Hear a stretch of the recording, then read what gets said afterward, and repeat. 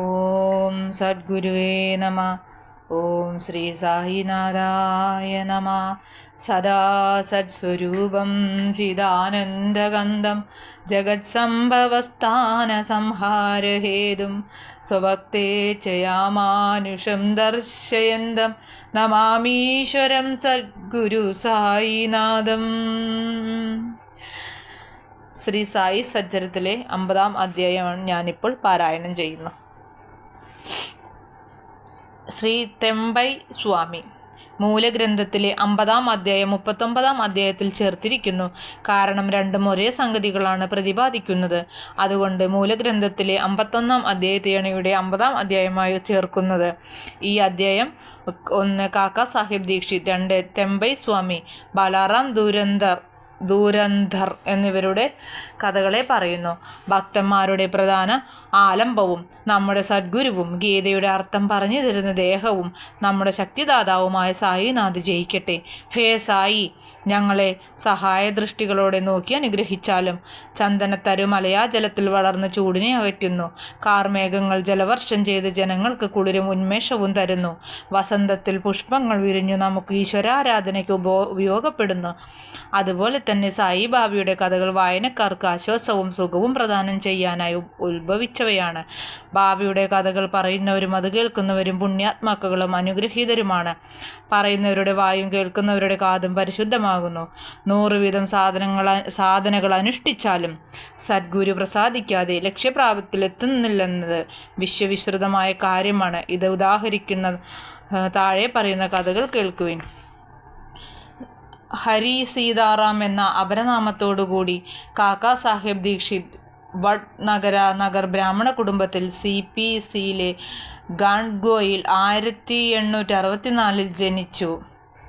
അയാളുടെ ആദ്യകാല വിദ്യാഭ്യാസം ഗജാൻജിയിലും ഹിൽഗൽഘട്ടിലും ഹൈസ്കൂൾ വിദ്യാഭ്യാസം നാഗ്പൂരിലുമായിരുന്നു. കോളേജ് വിദ്യാഭ്യാസത്തിൽ ബോംബെയിൽ നിന്ന് ആദ്യം വിൽസണിലും പിന്നീട് എൽഫിസ്റ്റൺ കോളേജിലും പഠിച്ചു. ബിരുദമെടുത്ത ശേഷം 1883 LLB പരീക്ഷയും സോളിസിറ്റർ പരീക്ഷയും പാസ്സായി. ഗവൺമെൻറ് സോളിസിറ്റർമാരായ മേസേഴ്സ് ലിറ്റിൽ ആൻഡ് കമ്പനിയിൽ ജോലി നോക്കി. കുറച്ചു കാലത്തിന് ശേഷം സ്വന്തമായൊരു സോളിസിറ്റർ ഫേം തുടങ്ങി. 1909 മുമ്പ് കാക്കാ സാഹിബ് ദീക്ഷിതിന് ബാബയെ പറ്റി അറിവില്ലായിരുന്നു. അതിനുശേഷം അയാൾ ബാബയുടെ വലിയ ഭക്തനായി തീർന്നു. അയാൾ ഗാനോവാലിയിൽ താമസിക്കുമ്പോൾ പഴയ സുഹൃത്തായ നാനാ സാഹിബ് ചന്ദോർക്കറെ കാണുവാനിടയായി. രണ്ടുപേരും പലതിനെക്കുറിച്ചും സംസാരിച്ചു. കാക്കാ സാഹിബ് താൻ ലണ്ടനിൽ വെച്ച് വണ്ടി കയറാൻ നോക്കുമ്പോൾ താഴെ വീണ് കാലിൽ പരിക്ക് പറ്റിയ വിവരം പറഞ്ഞു.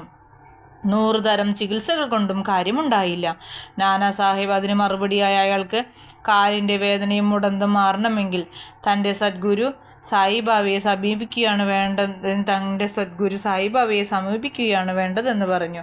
ബാബയെ പറ്റി വിവരങ്ങളെല്ലാം പറഞ്ഞു കൊടുത്തു.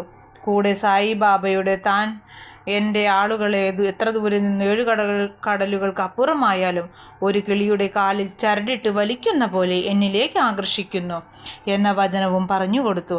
അയാൾ ഇത്രയും കൂടി പറഞ്ഞു: ഒരാൾ ബാബയുടെ ആളല്ലെങ്കിൽ അയാളെ ഇങ്ങോട്ട് ആകർഷിക്കുകയോ ദർശനം കൊടുക്കുകയോ ചെയ്യില്ല. ഇത് കേട്ട് താൻ കാക്കാ സാഹിബ് സന്തുഷ്ടനായി. താൻ ബാബയെ ചെന്ന് കണ്ട് കാലിൻ്റെ മുടന്തല്ല മനസ്സിൻ്റെ മുടന്ത് മാറ്റി ശാശ്വതാനന്ദം പ്രദാനം ചെയ്യാൻ പ്രാർത്ഥിക്കുന്നു എന്ന് പറഞ്ഞു. കുറച്ചു കഴിഞ്ഞ് കാക്കാ സാഹിബ് അഹമ്മദ് നഗറിൽ ലെജിസ്ലേറ്റീവ് കൗൺസിലിംഗ് വോട്ട് കിട്ടാൻ പ്രചാരവേല ചെയ്യുവാനായി പോയി.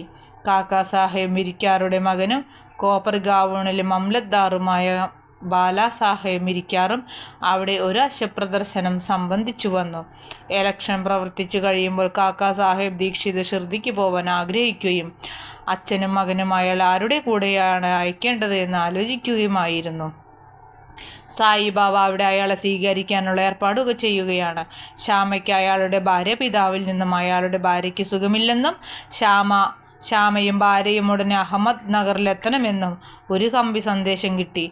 ശ്യാമാബാബയുടെ അനുമതിയോടുകൂടി പോയി നോക്കിയപ്പോൾ അയാളുടെ അമ്മയ്ക്ക് വളരെ സുഖമായതായി കണ്ടു.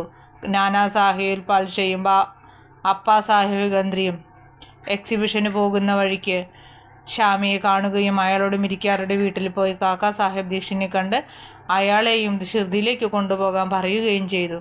കാക്കാ സാഹിബ് ദീക്ഷിണിതെ മിരിക്കാറേയും ശ്യാമ വന്ന വിവരം അറിയിക്കുകയും ചെയ്തു.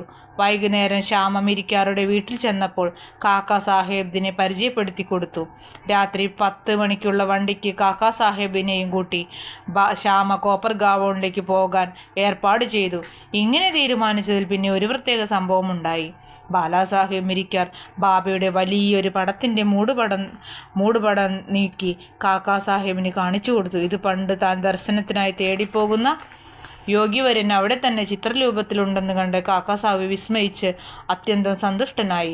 പടത്തിൻ്റെ കാൽക്കൽ നമസ്കരിച്ച് ഈ പടം മേഘയുടേതായിരുന്നു. അതിൻ്റെ ചില്ല് പൊട്ടിയതുകൊണ്ട് റിപ്പയറിനായി മിരിക്കാറുടെ അടുക്കലേക്ക് അയച്ചതായിരുന്നു. അതിൻ്റെ റിപ്പയർ കഴിഞ്ഞതിനാൽ ആ പടം കാക്കാ സാഹിബിൻ്റെയും ശ്യാമയുടെയും വശം കൊടുത്തയക്കാമെന്ന് തീരുമാനിച്ചു. 10 മണിക്ക് മുമ്പായി അവർ സ്റ്റേഷനിലേക്ക് പോയി ടിക്കറ്റ് ബുക്ക് ചെയ്തു. വണ്ടി വന്നപ്പോൾ ക്ലാസ് നിറഞ്ഞു കഴിഞ്ഞിരുന്നതിനാൽ സീറ്റുണ്ടായിരുന്നില്ല. ഭാഗ്യവശാൽ വണ്ടിയുടെ ഗാർഡ് കാക്കാ സാഹിബിൻ്റെ പരിചയക്കാരനായിരുന്നതിനാൽ അവരെ ഫസ്റ്റ് ക്ലാസ്സിൽ കൊണ്ടുപോയി ഇരുത്തി. അങ്ങനെ അവർ സുഖമായി യാത്ര ചെയ്ത് കോപ്പർ ഗാവോണിലെത്തി. അവിടെ വെച്ച് നാനാ സാഹിബ് ചന്ദോർക്കറും ഷിർദിക്ക് പോകുന്നത് കണ്ടപ്പോൾ അവർക്ക് അത്യന്തം സന്തോഷമായി. കാക്കാ സാഹിബും നാനാ സാഹിബും അന്യോന്യം കെട്ടിപ്പിടിച്ചു. എന്നിട്ട് ഗോദാവരിയിൽ കുളിച്ച് ഷിർദിയിലേക്ക് പുറപ്പെട്ടു. അവിടെ എത്തി ബാബയെ ദർശനം ചെയ്തപ്പോൾ കാക്കാ സാഹേബിന് മനസ്സുരുകി. കണ്ണുകൾ നിറഞ്ഞ് സീമാതീതമായ ആനന്ദം അനുഭവപ്പെട്ടു. ബാബ അയാളോട് താൻ കാത്തിരിക്കുകയായിരുന്നുവെന്നും അതുകൊണ്ടാണ് ശ്യാമിയെ മുന്നിൽ അയച്ചതെന്നും പറഞ്ഞു. കാക്കാ സാഹേബ് പിന്നീട് വളരെ വർഷങ്ങൾ ബാബയോട് കൂടെ സന്തോഷമായി അവിടെ കഴിഞ്ഞു. അയാൾ ഷിർദിയിൽ ഒരു വാടയുണ്ടാക്കി അവിടെ സ്ഥിരതാമസമാക്കി. അയാൾക്ക് ബാബയിൽ നിന്നുണ്ടായ അനുഭവങ്ങൾ അനവധിയാണ്. ആയിടെ പ്രസ്താവിക്കാൻ സാധ്യമല്ലാത്തത്ര അധികവുമുണ്ട്. ഈ ആഖ്യായിക ഒരു കാര്യവും കൂടി നമ്മെ പറഞ്ഞവസാനിപ്പിക്കാം. ബാബ അയാളെ ആശ്വസിപ്പിച്ച് പറഞ്ഞു. അവസാനം ഞാൻ നിന്നെ ബനൂളിൽ കൊണ്ടുപോകും. അത് സംഭവിച്ചു. 1926 ജൂലൈ 5 അയാൾ ഹേമത് പാന്തിനോടുകൂടി തീവണ്ടിയിൽ സഞ്ചരിക്കുകയായിരുന്നു. അവർ സായിബാബയെ പറ്റി സംസാരിക്കുകയായിരുന്നു. പെട്ടെന്ന് അയാൾ ഹേമത് പാന്തിൻ്റെ ചുമലിലേക്ക് ചാഞ്ഞ് യാതൊരു വിഷമവും വേദനയും കൂടാതെ അന്ത്യശ്വാസം വലിച്ചു. ശ്രീ തെമ്പായി സ്വാമി. യോഗീശ്വരന്മാർ അന്യോന്യം എങ്ങനെ സ്നേഹിക്കുന്നു എന്നുദാഹരിക്കുന്ന ഒരു കഥ പറയാം. ശ്രീ വാസുദേവാനന്ദ സരസ്വതി എന്ന തെമ്പായി സ്വാമി ഗോദാവരി തീരത്തിൽ രാജമന്ത്രിയിൽ താമസമാക്കി. അദ്ദേഹം ഭക്തനും യഥാസ്ഥിതികനും ജ്ഞാനിയും യോഗിയും വിശിഷ്യ ദത്താത്രേയൻ്റെ ഭക്തനായിരുന്നു. ഒരിക്കൽ നാൻഡേഡിലെ വക്കീലായ പുണ്ടലീക് റാവു അദ്ദേഹത്തെ ചില സുഹൃത്തുക്കളോടുകൂടി സന്ദർശിച്ചു. അവർ സംസാരിച്ചു കൊണ്ടിരിക്കെ ഷിർദിയെ പറ്റിയും ബാബയെ പറ്റിയും പറയാനിടയായി.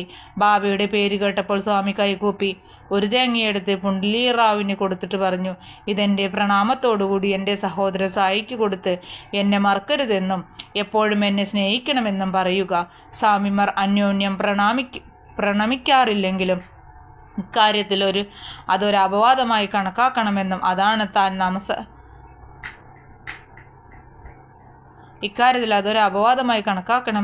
അതാണ് താൻ നമസ്കരിക്കുന്നതെന്നും പറഞ്ഞു. പുണ്ടലിക് റാവു നാളികേരവും സന്ദേശവും ബാബയ്ക്ക് കൊടുക്കാമെന്നേറ്റു. സ്വാമിയും ബാബയും അഗ്നിയെ രാവു പകൽ കത്തിച്ചിരുന്നതിനാൽ ഇരുവരും അഗ്നിഹോത്രികളായിരുന്നു. അക്കാരണത്താൽ സഹോദരൻ എന്ന് സ്വാമി സംബോധന ചെയ്തത് സമുചിതമായിരുന്നു. 1 മാസത്തിന് ശേഷം പുണ്ടലിക് റാവുവും മറ്റും ഷിർദിയിലേക്ക് പുറപ്പെട്ടു. നാളികേരം കയ്യിലെടുത്തു. മൺമാടിയിലെത്തിയപ്പോൾ ദാഹം തോന്നി. പുഴക്കരയിലേക്ക് വെള്ളം കുടിക്കാൻ പോയി. വെറും വയറ്റിൽ വെള്ളം കുടിക്കാൻ പാടില്ലാത്തതുകൊണ്ട് അവർ കുറച്ച് എരിവുള്ള ചീടയെടുത്തു. ചീടയ്ക്ക് എരിവ് ജാസ്തിയായിരുന്നില്ല. ആരോ നാളികേരം ചിരകി ചേർത്താൽ മതി എന്ന് പറഞ്ഞു. സ്വാമി കൊടുത്ത നാളികേരം പൊട്ടിച്ച് വരണ്ടി ചേർത്ത് എല്ലാവരും കഴിച്ചു. പുണ്ടലി റാവു ഇതറിഞ്ഞതുമില്ല. ഷിർദിക്ക് അടുത്തെത്തിയപ്പോൾ പുണ്ടലി റാവു നാളികേരത്തെപ്പറ്റി ഓർമ്മിച്ച് അന്വേഷിച്ചതിൽ അതാണ് ഉടച്ചതെന്നറിഞ്ഞ് വളരെ ദുഃഖിച്ചു. പേടിച്ച് വിറച്ചുകൊണ്ട് അയാൾ ബാബയെ സന്ദർശിച്ചു. തെമ്പായി സ്വാമി നാളികേരം അയച്ച വിവരം ബാബയ്ക്ക് കമ്പിയില്ലാ കമ്പി പോലെ കിട്ടിയിരുന്നു. ബാബ പുണ്ടലിക് റാവുവിനോട് തൻ്റെ സഹോദരൻ അയച്ച സാധനം തരാൻ ആവശ്യപ്പെട്ടു. അയാൾ ബാബയുടെ കാല് പിടിച്ച് മാപ്പപേക്ഷിച്ച് അനാസ്ഥ പൊറുക്കാനും മറ്റൊരു തേങ്ങ പകരം സ്വീകരിക്കാനും പ്രാർത്ഥിച്ച് പശ്ചാത്തപിച്ചു. ബാബ ആ നാളികേരത്തിൻ്റെ മഹാത്മ്യം വളരെയാണെന്നും എത്ര ഇരട്ടി തേങ്ങ കൊടുത്താലും അത് സമാനമാവില്ലെന്നും പറഞ്ഞു. പകരം വേറെ നാളികേരം വേണ്ടെന്ന് പറഞ്ഞ് ബാബ ഇങ്ങനെ കൂട്ടിച്ചേർത്തു, ഇനി നീ ആ കാര്യത്തെപ്പറ്റി കുണ്ഠിതപ്പെടേണ്ട. എൻ്റെ കൽപ്പന പ്രകാരമാണ് നാളികേരം നിന്നെ ഏൽപ്പിച്ചും വഴിയിൽ വെച്ച് ഉടച്ചതും. നീ എന്തിനാണ് അതിൻ്റെ കർത്തൃത്വം ഏറ്റെടുക്കുന്നത്? നല്ലതും ചീത്തയുമായ പ്രവൃത്തികൾ ചെയ്യുന്നതിൽ കർത്തൃത്വം ഏറ്റെടുക്കരുത്. എല്ലാ കാര്യത്തിലും അഹംഭാവവും ഗർവവും ഇല്ലാതിരിക്കണം. എന്നാലേ ആധ്യാത്മിക പുരോഗമനം ത്വരിതപ്പെടുകയുള്ളൂ. എന്തൊരു സുന്ദരമായ ആധ്യാത്മികമായ ഉപദേശമാണ് ബാബ നൽകിയത്.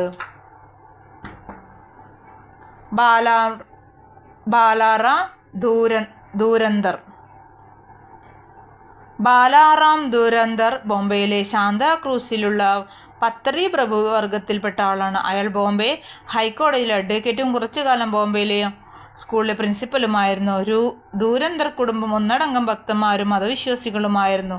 ബലറാം അയാളുടെ വർഗത്തെ സേവിക്കുകയും അതിനെപ്പറ്റി ഒരു ചിത്രപുസ്തകം എഴുതുകയും ചെയ്തു. പിന്നീട് അയാൾ ആധ്യാത്മികമായും മതപരമായ കാര്യങ്ങളിൽ ശ്രദ്ധ പതിപ്പിച്ചു. ഗീതയും അതിൻ്റെ വ്യാഖ്യാനവുമായ ജ്ഞാനേശ്വരിയും മറ്റു പുണ്യഗ്രന്ഥങ്ങളും ശ്രദ്ധാപൂർവം വായിച്ചു. അയാൾ പന്തർപൂരിലെ വിറ്റോബായിയുടെ ഭക്തനായിരുന്നു. 1912 അയാൾ സായിബാബയുമായി സമ്പർക്കത്തിലായി. അതിൻ്റെ 6 മാസങ്ങൾക്ക് മുമ്പ് അയാളുടെ സഹോദരന്മാരായ ബാബുൾജിയും വാമൻ റാവുവും ഷിർദിയിൽ വന്ന് ബാബയെ ദർശനം ചെയ്തിരുന്നു. അവർ വീട്ടിൽ ചെന്ന് ബലാറാമിനോടും മറ്റു വീട്ടുകാരോടും അവരുടെ മധുര അനുഭവങ്ങളെപ്പറ്റി പറഞ്ഞു. അങ്ങനെ അവർ എല്ലാവരും ബാബയെ കാണാൻ തീർച്ചപ്പെടുത്തി. അവർ ഷിർദിയിൽ എത്തുന്നതിന് മുമ്പ് തന്നെ ബാബ പരസ്യമായി പ്രഖ്യാപിച്ചു, ഇന്ന് വളരെയധികം പേർ എൻ്റെ ദർബാറിലേക്ക് വരുന്നുണ്ട്. ദുരന്തർ സഹോദരന്മാർ ബാബ ഇങ്ങനെ പറഞ്ഞ വിവരം മറ്റുള്ളവരിൽ നിന്നറിഞ്ഞു വിസ്മിതരായി. അവർ യാതൊരു വിവരവും മുൻകൂട്ടി അറിയിച്ചിരുന്നില്ല. മറ്റു ജനങ്ങൾ ബാബയെ പ്രണമിച്ച് അവിടെയിരുന്നു. ബാബ അവരോട്, ഞാൻ മുമ്പ് ദർബാറുകാരാണിവർ എന്ന് പറഞ്ഞു. ദുരന്തർ സഹോദരന്മാരോടായി പറഞ്ഞു, നാം കഴിഞ്ഞ 60 ജന്മങ്ങളിൽ സുപരിചിതരാണ് എന്ന് പറഞ്ഞു. എല്ലാ സഹോദരന്മാരും ഭക്തന്മാരും വിനീതരുമായിരുന്നു. അവർ ബാബയുടെ പാദങ്ങൾ നോക്കി കൈകൂപ്പി നിന്നു. അവർ ആനന്ദാശ്രു പിടിച്ച് തൊണ്ടയിടറിക്കൊണ്ട് സന്തുഷ്ടരായാണ് നിന്നത്. ഈ വക സ്വാധിക വികാരങ്ങൾ ഭക്തി ലക്ഷണങ്ങളാണ്. പിന്നീട് അവർ ലോഡ്ജിലേക്ക് പോയി ഭക്ഷണം കഴിച്ച് വിശ്രമിച്ച് വീണ്ടും മസ്ജിദിൽ വന്നു. ബാലാറാം ബാബയുടെ അടുക്കൽ കാൽ തലോടി കൊടുത്തുകൊണ്ടിരുന്നു. ബാബ താൻ വലിക്കുന്ന ചിലിയും കൊടുത്ത് വലിക്കാൻ പറഞ്ഞു. ബാലാറാം പുകവലിക്കാറില്ലെങ്കിലും അത് സ്വീകരിച്ച് പ്രയാസപ്പെട്ട് പുകവലിച്ച് ബഹുമാന പുരസ്കാരം മടക്കി കൊടുത്ത് നമസ്കരിച്ചു. ഇത് ബാലാറാമിൻ്റെ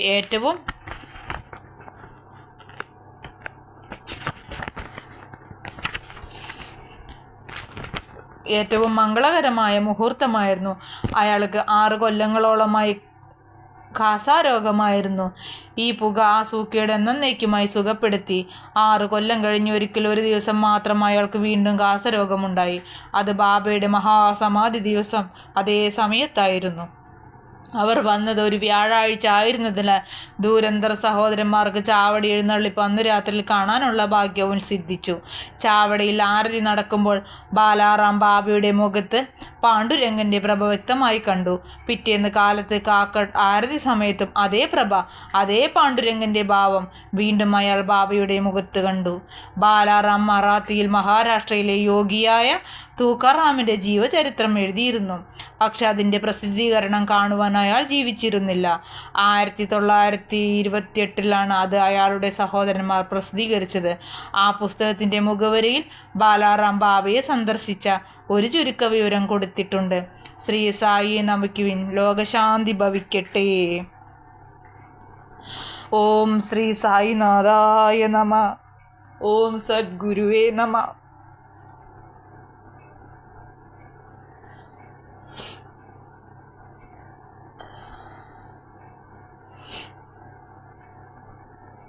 ശ്രീ സായി ചരിത്രത്തിലെ 50ാമത്തെയും അവസാനത്തെയുമായ അധ്യായം ഞാൻ ബാബയുടെ പാദങ്ങളിൽ സമർപ്പിക്കുകയാണ്.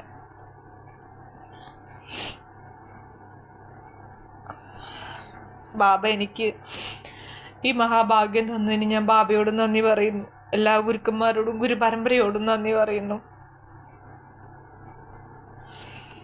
എല്ലാവർക്കും സായി സച്ചരിതം കേൾക്കാനുള്ള ഭാഗ്യം ഉണ്ടാവട്ടെ.